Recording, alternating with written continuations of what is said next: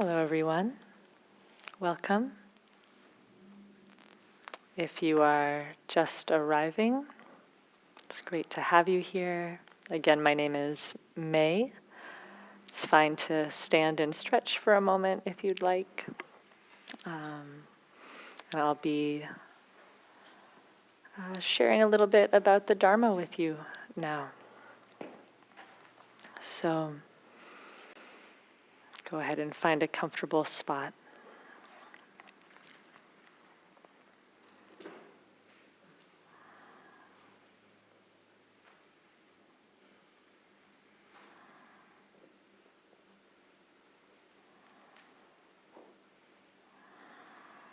All right. Welcome everyone. Again, my name is May. It's so great to have you here. I used to spend a lot of time backpacking. And during these trips, we'd go for many weeks out into the wilderness. And during this time, a lot of energy was put into navigation because, of course, no one wants to get lost in the woods. And I was thinking about this because I came across an article recently, and this article discussed the various human responses to getting lost in the wilderness. And there was a study done in Nova Scotia tracking 800 cases of people who got seriously lost in the woods. Apparently Nova Scotia is like the place people go and get lost. So what they noticed in this study is that everyone who gets seriously lost shares one primary behavioral characteristic. They all have an unbearable desire to keep moving, to try to find their way back. They can't stop. Of the 800 people, 798 kept moving. That impulse is so strong. So the problem is, it's a lot harder for search and rescue parties to find someone if they're always on the move, right? So here's what really stood out to me. In almost all cases, the people who are found are the ones who sit still. And this is exactly why the practice of meditation is so extraordinary. In the midst of our busy lives, where we might feel quite lost amongst suffering or confusion, despair, grief, etc., that there's this practice where we can sit down and be still, where we can be found. And one of the incredible impacts of meditation is that we can begin to get in touch with our own inner compass. And this compass can help us find our way, help us find our way from dukkha, from suffering, to freedom. And the inner compass that we attune to is our intention. So we start to become mindful of our intentions, connecting with wholesome intentions, so intentions that are generous or kind or compassionate, and these lead towards greater freedom. We start to notice unwholesome intentions, intentions that are based in greed or hatred or delusion, confusion, and we see the ways that these lead towards paths that are not so wholesome, where we are less happy if we're acting on those impulses. And so when we act with wholesome intentions, it's as though we've found a working compass that can guide us to our true home, that can guide us to a happy life. So tonight, that's what I will be speaking about. I will be speaking about intention. And specifically, I'll be talking about intention from the eightfold path, right intention, or samma sankappa. And that focuses on three things, which I'll get into shortly. But first, I just want to spend a little bit more time kind of defining intention or identifying intention so you're really clear about it in your own experience. So put simply, intentions are our motivations, our reason for doing something or saying something. We can think of them as the about to moment, about to do something, or we can identify it in the urge or the impulse before we think, say, or act, right? So it's that impulse to do, the about to moment. And we have motives, we have intentions behind every thought, word, and deed. So they're always functioning. All of this is fueled by intention. So if I speak from a place of kindness or generosity, this will create one habit pattern of mind. If I speak from a place of craving or aversion, that will create another habit of mind. So this is how intention actually functions to bring forth happiness or despair, right? It creates different patterns of mind. So put another way, we can think of our life as a garden, and our intentions are the seeds that we plant. So if we want to be happy, we want to plant seeds of non-grasping, of kindness, of non-harming, and these will grow a beautiful garden. And this will yield a mind that's much more resilient and flexible and joyful. If we're planting seeds of greed, hatred, and delusion, that will grow a very different garden. So you can consider, am I planting seeds of fear or seeds of self-aggrandizement or of insecurity? So we can see what's happening. Because if you want to grow a mango tree, you can't plant poison ivy seeds, right? So if we're trying to be free, plant a mango seed. If you want a mango tree, plant a mango seed. And so what I'm describing to you is also known as karma. These are intentional actions. So we hear about karma a lot in Western culture, and most of what we hear is entirely confusing. But as it actually appears in Buddhism, as it's related to this practice, it refers to intentional actions. So good karma results in happiness. An action based on a wholesome motivation results in happiness. Very simple. So this is why the Dalai Lama says, "My sincere motivation is my protection." My sincere motivation is my protection.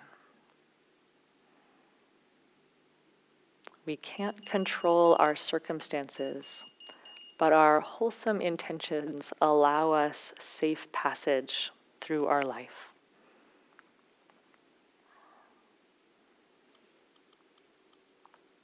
So I have a medical device that occasionally beeps, and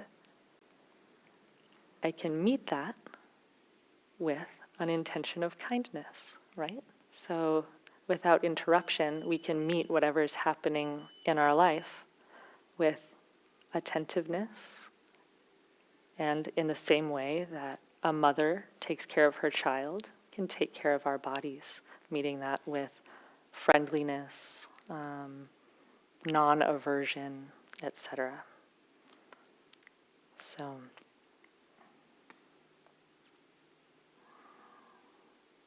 my sincere motivation is my protection.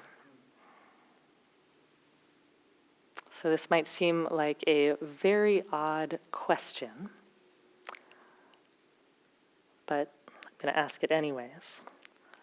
Does stabbing another person lead to happiness or suffering? Well, it depends if the person with a knife is an assailant or a surgeon, right?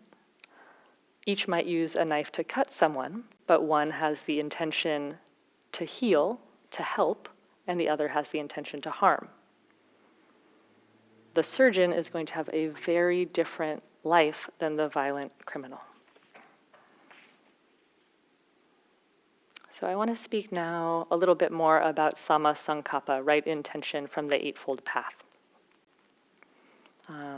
So some of you might be familiar with the Eightfold Path, this path to freedom, this path of freedom. And right intention is one of the path factors. So there's these three facets of right intention: renunciation, kindness, or non-ill will, and compassion, or non-harming. So renunciation, also known as letting go, kindness, and compassion. So I'm going to start with renunciation. We'll kind of move through these three parts of it. So renunciation. We don't hear that word a lot, and it doesn't sound very appealing, does it? But I've found that it's one of the most powerful aspects of this practice. So many of us are propelled in our lives by trying to get more of what we want and avoiding what we don't want. But we, of course, cannot control our external circumstances. And even if we get what's pleasant and agreeable, of course, it eventually passes away because all is impermanent. And of course, we can't get rid of everything that's unpleasant because there always seems to be another problem. So getting what we want and avoiding what we don't want is not a very effective strategy. So instead, we can think about the second noble truth, that the source of suffering is craving. And instead of obsessing about our external circumstances, we can pivot, turn the attention to look inward, and really address the craving at the source. To look at the craving and aversion operating behind the scenes. So if it's craving that's the problem, that's what we should really get interested in. That's what we want to find an antidote to. And this is where renunciation comes in. Renunciation is like kryptonite for craving. Renunciation, letting go, undoes the craving impulse. So if we can learn to let go of our craving rather than being propelled by it, we have a lot more agency in our own contentment. There's a lot more freedom there. And we can practice this in a lot of ways. We can practice this kind of letting go impulse in a lot of ways, this kind of release. We can do it with others. Do I always need to get the last word? Do I need to say the snarky thing? Do I need to make others how I want them to be? Can there be some release there? Can there be some renunciation or letting go? We can practice it with sense craving, with entertainment, letting go of the compulsion to binge watch Netflix or to have the second donut. Just releasing. And as wisdom grows and our practice matures, renunciation doesn't happen by repression or force, but by a true understanding of the insatiability of craving, by really getting how much craving is a ruse, we begin to release the impulse. So if craving had a favorite line, I'd probably say it's, "This moment is not enough. This moment isn't enough." And there's nothing we can do to fix that. And when we really, really get that, desire can naturally fall away on its own.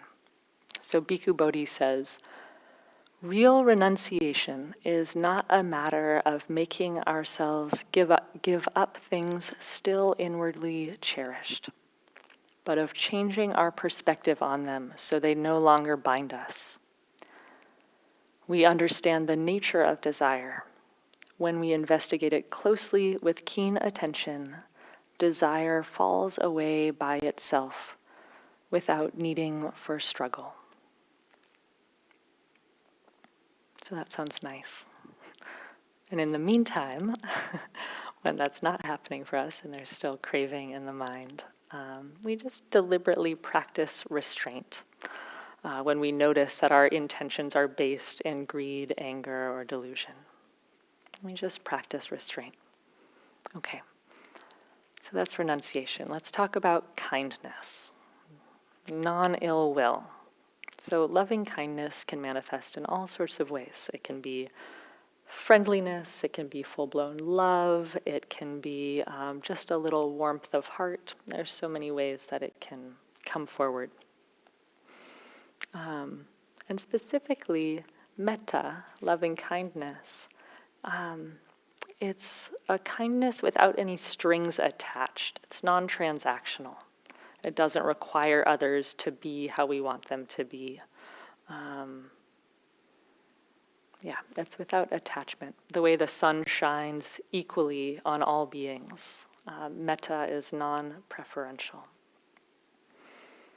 So, metta can involve small acts, something like taking care of the earth, turning off the lights, using less water, or it can be great acts. There can be great acts of kindness. I was reading about one in the news that really caught my eye, and it was about this woman named April DiDonna, who's an assistant store manager at a Wendy's in Washington. And April was, she was reflecting on how common it is that people hate for no reason. And so she was like, well, if people hate for no reason, why can't I love for no reason? And so she was thinking, like, why can't I just love my customers? So one day she decided to try something a little risky. After someone finished placing their order, rather than saying, like, thanks, have a nice day, she said, thanks, I love you. Little dicey in a work environment, a little surprising to drop the L word in that setting. But she ended up getting a customer feedback form from this person, and it actually had a really beneficial impact. So she thought, okay, well, I'm going to try it again. The second time, someone pulled up to the drive-through meal board, the order board, placed their order. Again, April ended the exchange. I love you. And when this person pulled up to the drive-through window, they were in tears. And the woman, she said that her husband and her brother had just died, and that she didn't have anyone in her life to say, I love you to her anymore. So April continued sharing her love with customers, and when they say it back, she writes a tally mark on the wall. And over the course of 3 months, April had 2,549 tallies on the wall. And apparently, April says that a lot of people are now driving up to the window and saying, I love you, before they even place their order. So this is, of course, a very, very overt act of kindness. But know that any action, any deed based in love, generosity, warm-heartedness, plants that wholesome seed, that wholesome intention that starts to pattern the mind towards a happier life. Okay, so next we have compassion, this third facet of Sammasankappa. So this is, so compassion is when the heart of metta, that heart of kindness, meets suffering. Compassion is the natural response. So the Dalai Lama said, if you want others to be happy, practice compassion. If you want to be happy, practice compassion. One size fits all. Practice compassion. So I read another story recently. This was about a little girl named Michaela. And she was kind of coming up on her 12th birthday. And so her grandma took her out to a special birthday tea. They had a lovely time. They had their tea, and everything was going well until they got home, at which point her grandma realized that she hadn't zipped her coat pocket closed when she had put her wallet in it, and the wallet had fallen out. So for anybody who's ever lost a wallet, you probably know that it is a rather distressing experience, and particularly if one has any kind of financial stresses, it can be an extremely upsetting experience. So meanwhile, a homeless man who had been homeless for 5 years was rifling through the dumpster behind the tea shop, and he found a wallet. And I imagine that homeless man could have really put that wallet to use. But I also imagine in that moment, he connected with some kind of ethical thread within him, perhaps connecting with a compassionate impulse. And before he knew it, he was calling Michaela's grandmother to tell her that he found a wallet in the trash. So here he returned the wallet, this beautiful, wholesome intention manifesting. And what I love about compassion and kindness is that it has a ripple effect. It moves through people. So when little Michaela found out that this happened, and her birthday's coming up, she asked people to not give her gifts, but instead to raise money for the man who returned the wallet. So this is how compassion can function in our lives. Like one small act, one small intention leading to one small act, and it moves through us.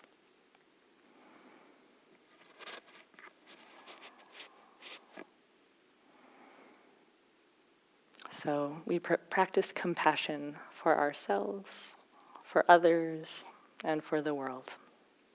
If you want to be happy, practice compassion. Okay, so that's a brief overview of Samma Sankappa, of right intention, the 3 parts of it: renunciation, kindness, and compassion. And now I'd like to just offer you some ways of starting to practice with intention to try to help illuminate it in your daily life, because it can be kind of hard to catch them. It can be kind of subtle. Before we know it, we're saying something or we're doing something and we're not even really sure how we got there or why we're doing it. So the best way to start is just by paying attention to the intentions that are already present. As I mentioned earlier, there's a reason behind everything we do. Even the really small things. There's these micro intentions called cetana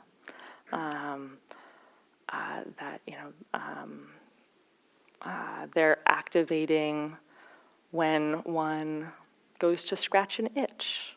There might be a sensation and then it's unpleasant and there's a little aversion to the sensation, so we go to scratch. So there's a little intention present there. There's an intention when we go for the extra slice of pie. Intentions behind the clothes we choose, and the time we go to bed, and the job we decided on, and how we brush our teeth. They're happening all the time, right? So the practice here is just to pay attention to why you're doing what you're doing. And this can be really illuminating. So just some areas you might kind of spotlight a bit, some areas to look at in your life. Check it out with food practice. Are you eating for entertainment or for nourishment? Try it with conversation or speech practice. Are you speaking to care for someone else? Or maybe is there a little barb in what you're saying? Some tiny intention to make someone know that they're wrong, or something like that. It might come up like, are you complimenting a supervisor because you genuinely want her to know that you care about her and appreciate her? Or is it coming from are you complimenting her so you might get a raise? What's happening there? Are you apologizing sincerely to your partner because you genuinely want to make amends? Or is it sort of what I like to think of as the "geez, shut up already" apology? Like, I'm sorry, okay? Those are two very different apologies. So just checking out what's happening. When I was in college, I made a lot of pottery, and I really enjoyed it. And I remember at one point I had a vase that I was rather fond of, and I was wanting to gift it to a friend. And at face value, it was like, oh, wholesome action, here based in the intention of generosity, giving it to a friend. But when I kind of paused and checked out the intention, I realized that while there was that wholesome intention there was also this part of the intention that was like, well, I'm also giving this to her because I want her to know that I am a highly creative and excellent artist. I want to make sure that this person knows that I'm good at this, right? So this practice is humbling. It is not fun to see some of these intentions that are present. So then we can bring kindness to ourselves when we see that there's part of the intention that may not be quite as sweet, right? And so what I'd suggest is just remembering that intentions are often mixed. Like there might be an intention that's like 80% I'm being generous and 20% seeking approval, how I was in that situation. And when that happens, we really focus on the good. And then we just notice the other part without judgment. Like, oh, okay, approval seeking. Approval seeking's like this. That's okay. And what we often find with unwholesome intentions is that they're not moralistically bad. It's just that they're misguided. They're not trying to, there's some part of us that thinks that's the way to happiness, right? But they're just misguided, just trying to avoid pain, just trying to be comfortable, just trying to boost the ego a bit.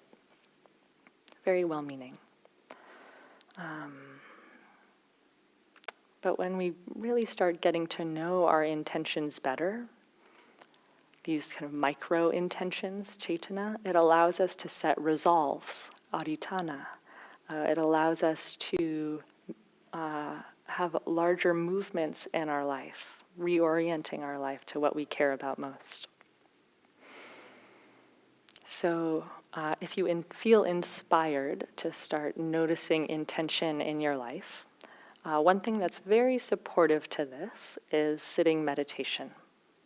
Because of course this allows us to slow down the system, see the thoughts that are occurring in the mind, and start to get to know the more subtle impulses that occur within us. And because we're seated and we're committed to sitting there for half an hour or however long we're there for, we're actually not acting out all the impulses that come up. The impulse to rearrange all the furniture is being seen but not acted on. So that's a really great way to get to know our intentions better. And then the other thing that I think is really helpful is pausing before acting. Just stopping a moment to listen do I really need to press send on this email? Do I really need another cup of coffee? Just checking it out. And maybe you do. Maybe you're like, that would be like the most gentle thing for this body right now. Or like, that's what this system really could use. But yeah, you don't always have to act on the impulse, as I'm sure you all know. You've been in this situation before. And we can do this with really small things. Like sometimes I'll take a bite of food, and while chewing it, I'll realize that eating that thing wasn't really aligned with my intention, that I might not feel so great if I have that one extra bite, and I'll just spit it out. Like I won't even swallow it. So it's never too late to change course. You can always change course with your intentions. And lastly, I want to say that while intentions are clearly very important, we also need to observe the impacts of our actions. We're not operating in a vacuum, and sometimes we do something that's very well intended that has a really unfortunate, unintended result. And Buddhism is not just about intention. We're instructed to pay attention to our actions before we do them, when we do them, and after we do them. So if our well-intended action has a negative repercussion, we're still responsible for that, and we are expected and instructed to take responsibility for that and to shift our behavior accordingly, to allow that to inform our intentions in the future, such that we're not causing harm for ourselves or others. So, if you have been feeling lost in some way in your life, in your practice, I hope that you're able to notice that which motivates you. I hope that you're able to practice letting go, practice renunciation, that you're able to act with kindness and compassion, so that you can get in touch with your inner compass and navigate to a truly happy life. Thank you so much. Let's sit for a moment.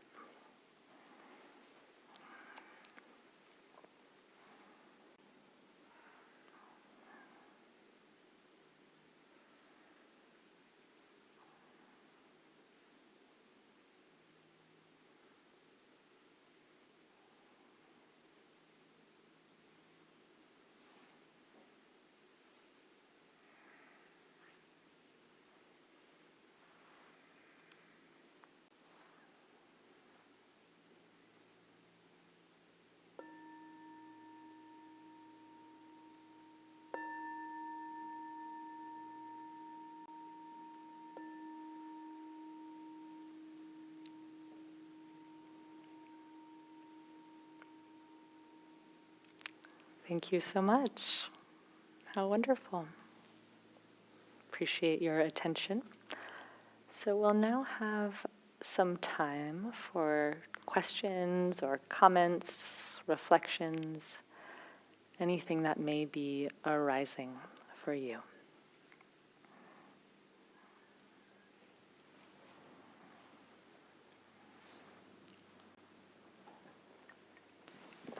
And if you'd like to say your name, you're welcome to. Hi, I'm John. Hi, John. I have two questions. Maybe we can just cover one. One is about renunciation. I've found an aspiration for renunciation, which is sometimes fueled by sort of judgment or criticism, an acknowledgement of like a deep longing or a desire, and then this hope or this aspiration to like let that go, thinking this is sort of a noble thing to be pursuing. But sometimes I don't I've in the past not had clarity about the fact that the motive for this letting go was actually this like resistance to the desire or the longing that was arising. And so then with that realization, I've thought, okay, I need to sort of like welcome the desire and like allow it to be present. But I also would like to sort of like let it go and let it dissolve. But I don't want to be like pushing it out. Like you said, it's not something we can force away. So I guess what I'm getting at is, how do we sort of balance this like desire, or how do we balance pursuing renunciation while also not resisting that which we're trying to renunciate? Yeah, what a great question. And I'm really appreciating how carefully you're seeing your own experience, like being able to identify a desire, and then really seeing how you're relating to it, and seeing the wish for renunciation, and noticing how that can sometimes make us aversive to the desire, which Right. then, as you're recognizing, then we're operating under the same force again. We're then rejecting something. So how can we keep ourselves from getting in a tug of war with Right. desire? And I heard part of that in your question, an answer within your question, which was being with the desire. To fully recognize it, feel it in the body, get to know the stories it tells us with mindfulness, notice the emotional valence, and explore it from that angle. And as we do that, there's something else happening that's still not acting on the desire, right? We haven't. If we're like straining to let it go, that's just aversion. So if it doesn't let go from like a natural invitation, then we can just let it be, and that's renouncing renunciation. Right? Yeah. Sort of the back door to renunciation. Yeah, exactly. So That's you beautiful. can just let it be. And something else I want to mention about this is earlier on in my practice, I had like a lot of zeal for renunciation. And I think there was certain ways that I was trying to eliminate aspects of who I am. Like trying to like kind of crush out hobbies or crush out things that brought joy in my life. And I think there's a balance of, we're not trying to eliminate our personality.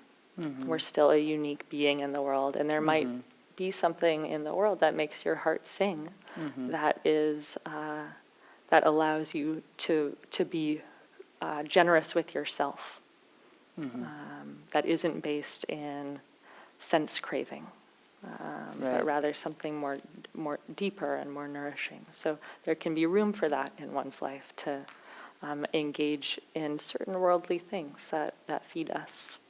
Makes sense. Thank you. Yeah, sure. Any other questions or comments?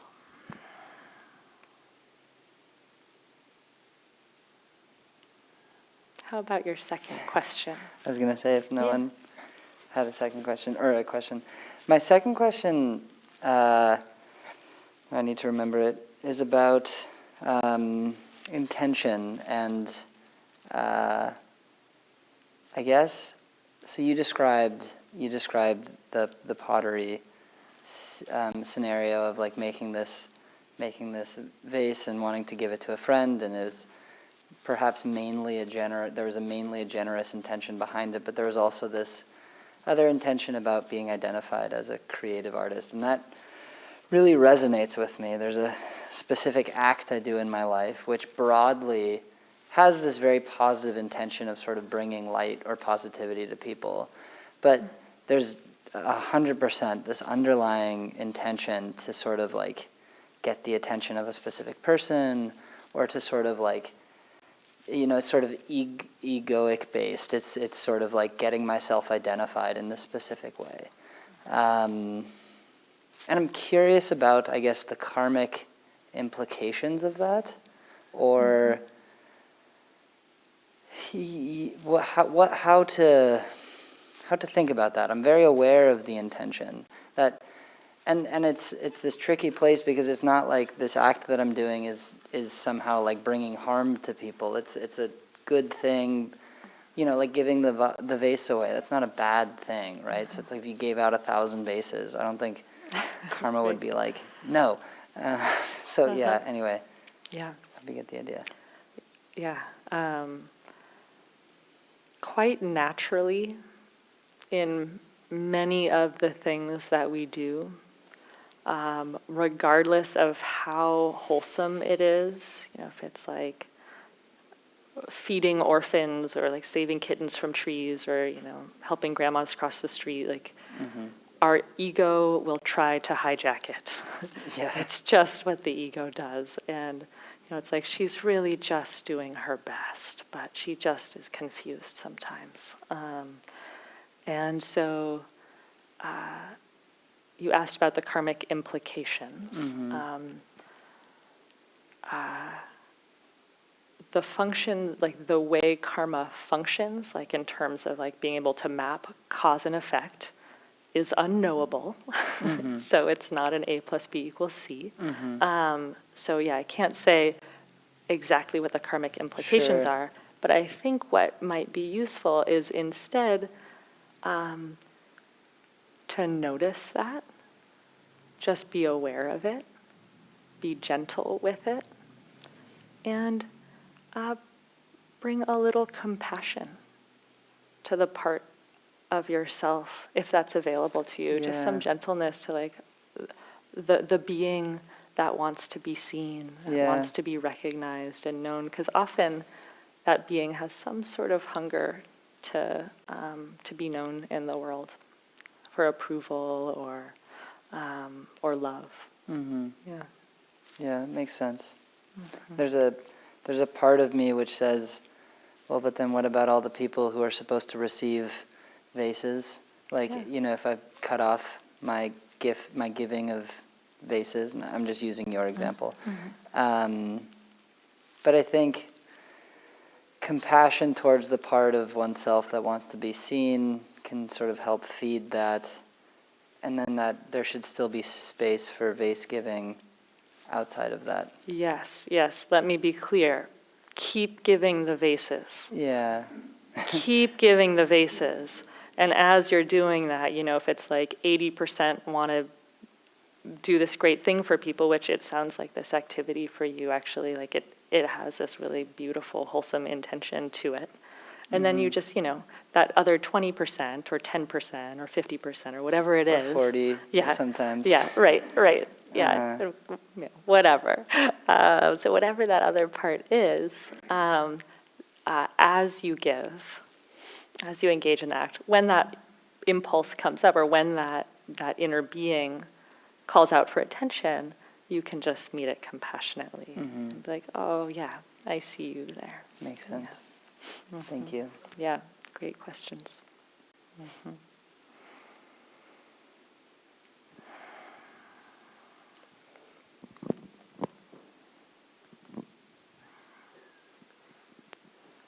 So about renunciation, recently, I have 3 wonderful adult children, and so 2 of them get along, and a third one doesn't get along with one of the others. And so recently, they kind of two of them said, "Look, can you get this all to work out?"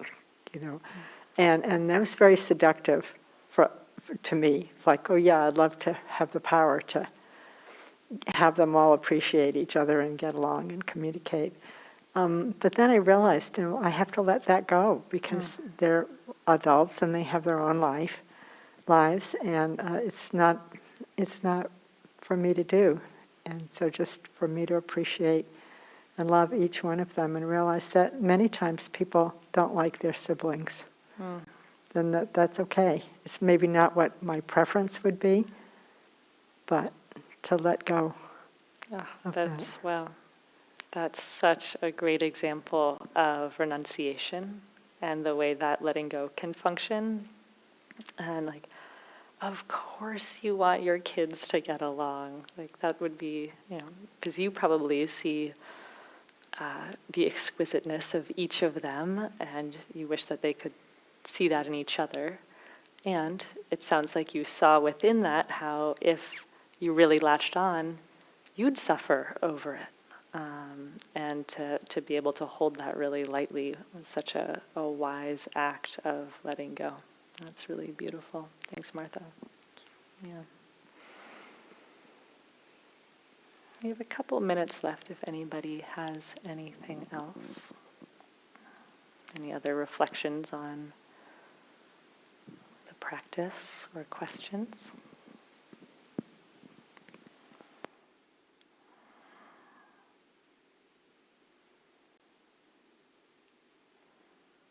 Okay, I think we're complete then. Well, thank you, everyone. I so appreciate you coming tonight, giving this time for your practice. And I hope that the